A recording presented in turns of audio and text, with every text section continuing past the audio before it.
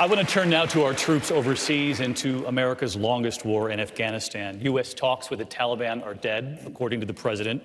Secret talks at Camp David have been canceled before they could happen. Many of you have weighed in on that already. So I want to move past that tonight to what all of you have promised on the campaign trail. Many of you on this stage have said you'd bring the troops home in your first term. Others have said in your first year. Senator Warren, we all know the presidency is much different from the campaign trail. President Obama wanted to bring the troops home. President Trump promised to bring the troops home. And you have said of Afghanistan, let's help them reach a peace settlement. It is time to bring our troops home, in your words, starting right now. Would you keep that promise to bring the troops home starting right now with no deal with the Taliban? Yes. And I'll tell you why. What we're doing right now in Afghanistan is not helping the safety and security of the United States. It is not helping the safety and security of the world. It is not helping the safety and security of Afghanistan. We need to bring our troops home. And then we need to make a big shift. We cannot ask our military to keep solving problems that cannot be solved militarily. We're not going to bomb our way to a solution in Afghanistan. We need to treat the problem of terrorism as a worldwide problem. And that means we need to be working with all of our allies, our European allies, our Canadian allies, our Asian allies, our allies in Africa and in South America. We need to work together to root out terrorism. It means using all of our tools. It means economic investment. It means expanding our diplomatic efforts instead of hollowing out the State Department and deliberately making it so we have no eyes and ears in many of these countries. We need a foreign policy that is about our security and about leading on our values. Senator Warren, a quick follow on that, because top U.S. leaders, military leaders on the ground in Afghanistan told me you can't do it without a deal with the Taliban. You just said you would.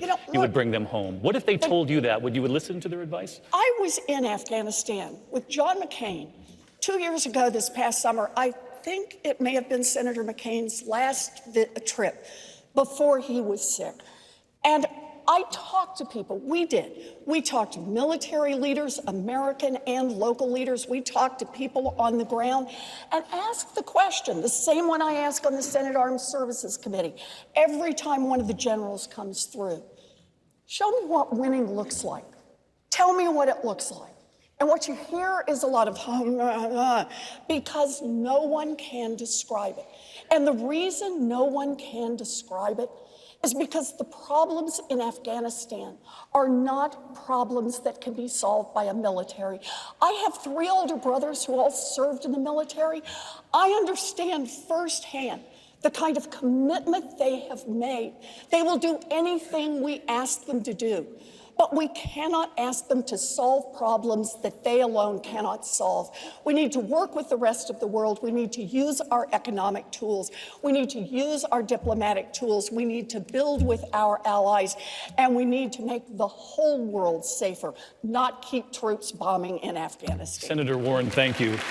I do want to stay on this, and I want to turn to Mayor Buttigieg, because you're the only veteran on this stage who served in Afghanistan.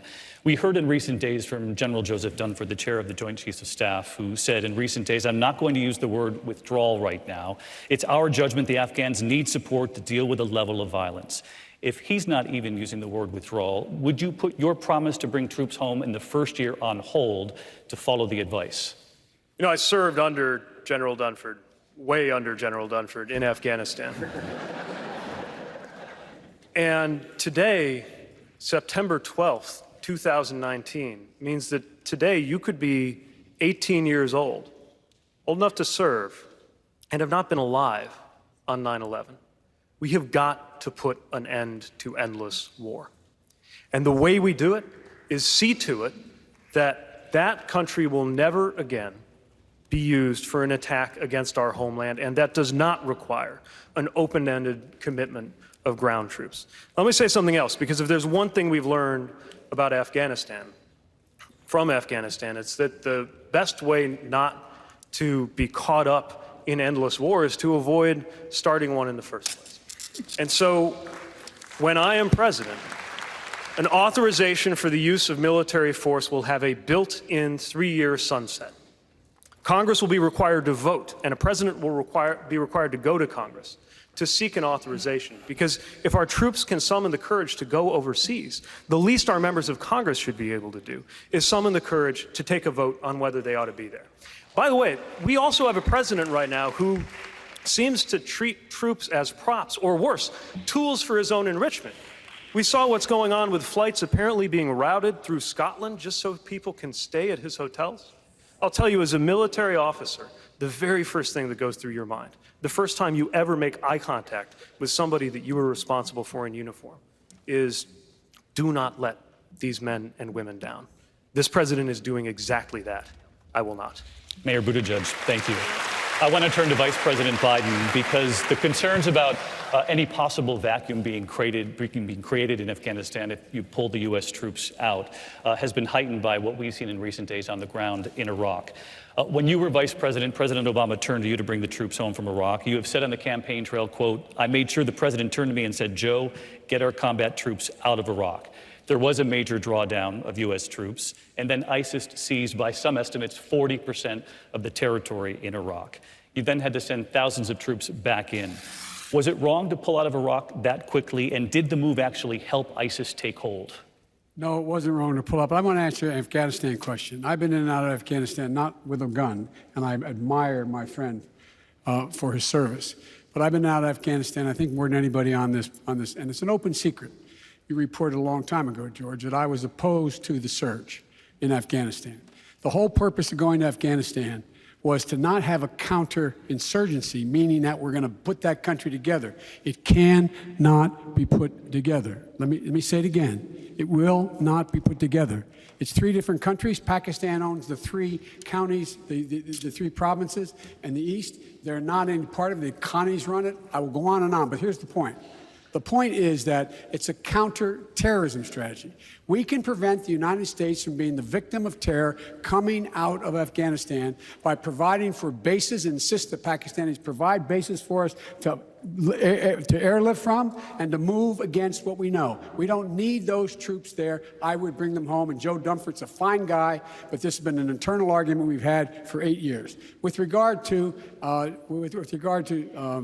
Iraq, the fact of the matter is that, I should have never voted to give Bush the authority to go in and do what he said he was going to do. The AUMF was designed, he said, to go in and get the Security Council to vote 15-0 to allow inspectors to go in to determine whether or not anything was being done with chemical weapons or nuclear weapons.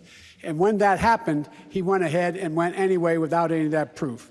I said something that was not meant the way I said it. I said from that point on, what I was argued against in the beginning, once he started to put the troops in, was that, in fact, we were doing it the wrong way. There was no plan. We should not be engaged. We didn't have the people with us. We didn't have our alliance. We didn't have allies with us, et cetera.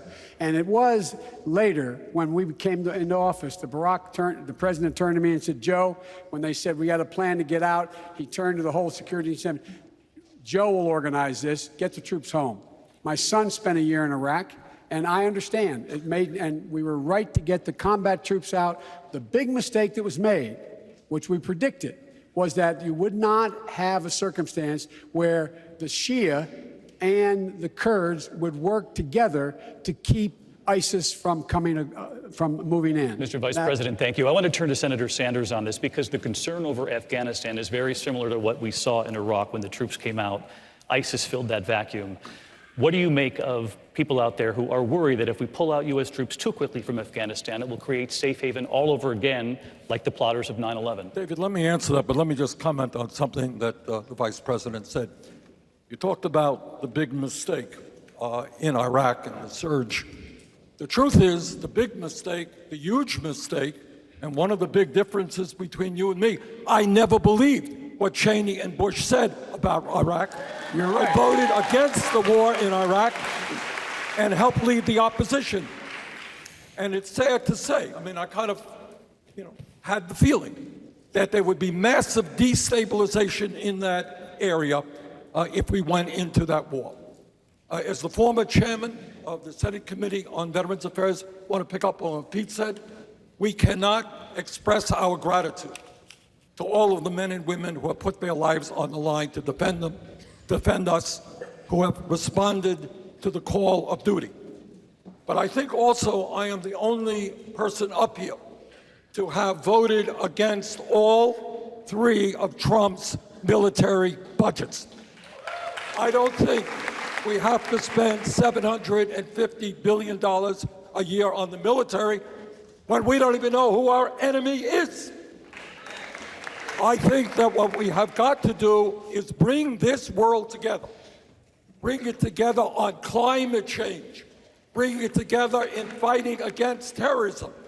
And make it clear that we as a planet, as a global community, will work together to help countries around the world rebuild their struggling economies and do everything that we can to rid the world of terrorism. But dropping bombs on Afghanistan and Iraq was not the way to do it. Senator Sanders, thank you. I want to take this to Mr. Yang. You share the stage, as you know, when we talk about troops in Iraq and Afghanistan with the vice president who was in the Situation Room, with senators who are on the Senate Armed Services, the Foreign Relations Committees, with an Afghanistan veteran who is on the stage tonight. As you share the stage with these candidates, what makes you the most qualified on this stage to be commander-in-chief? I've signed a pledge to end the forever wars. We've been in a state of continuous armed conflict for 18 years, which is not what the American people want. We have to start owning what we can and can't do.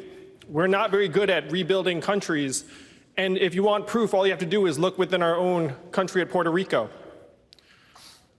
We've spent trillions of dollars to unclear benefits, lost thousands of lives, and thank you, Pete, for your service. And the goal has to be to rebuild the relationships that have made America strong for decades. I would lead our armed forces with restraint and judgment.